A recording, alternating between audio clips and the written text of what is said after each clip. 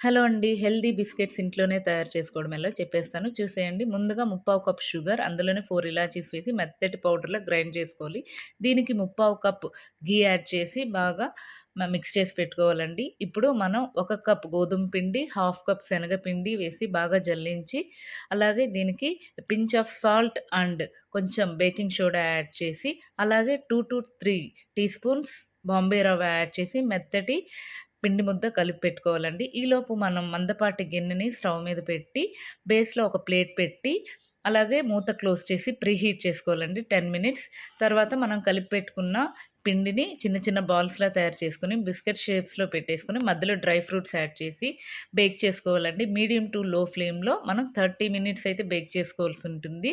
అంతే, ఎంతో ఆరోగ్యకరమైన, టేస్టీ అయిన హెల్తీ బిస్కెట్స్ అయితే రెడీ అండి. నా వీడియో నచ్చినట్టయితే please subscribe my channel. Thank you అండి.